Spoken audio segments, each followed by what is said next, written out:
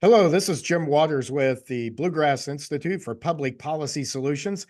Thanks for joining us for this series of short videos about Amendment 2 and school choice. Amendment 2 allows the legislature to consider and fund other tools to help parents find the school that's best for their children, such as public charter schools and state scholarships for kids who need options outside the traditional school. But why would we consider these other tools? Let me introduce Dr. John Garen, a Bluegrass Institute scholar and former economics professor at the University of Kentucky. Dr. Garen, why do we need these other tools? Well, Jim, I've been doing a lot of research over the last several months on the performance of Kentucky's K through 12 system, and there's a lot of shortcomings. And I want to show you a couple bits of data here that I've discovered. And so let me just share a screen here real quickly.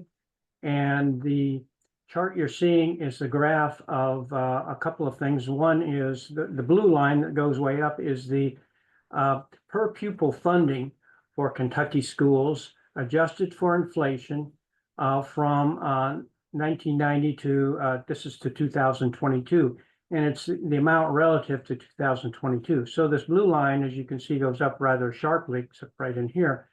And in 2022, funding was over twice, 2.2 times the level it was in 1990. And this is taking out inflation. So what's been happening, though, with our test scores, and these are the so-called NAEP test scores, often called the nation's report card. And these charts down here show what has happened to them relative to their start in the 1990s. The best one is a little over 8% higher. And the worst, these are fourth grade and eighth grade reading and math. The worst one is actually lower than it was in the 1990s. The next chart is what are the levels of funding that we've seen about after adjusting for inflation, about 8,000 in 1990 and over 20,000 in 2023. And these are the latest state proficiency rates for fourth and eighth grade reading and math for all of the students. And none of them are over 50%, and some quite a bit below that. So what we've seen is that a lot more funding, but we're not getting performance out of that funding. There are some good schools out there, but for the average school child, the performance is very poor. But as we pointed out before, there are some solutions at hand, and these are moving to more competition for schools and choice for parents. And this is a map that shows that Kentucky is the only state in our entire region that does not have any school choice. Well, thanks, John.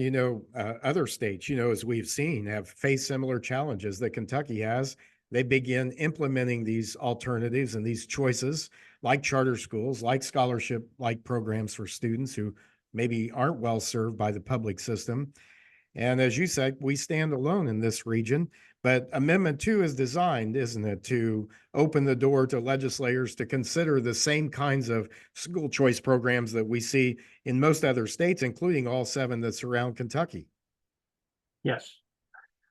So thank you for joining us on this series of short videos, helping you better understand Amendment 2 and school choice from the Bluegrass Institute for Public Policy Solutions.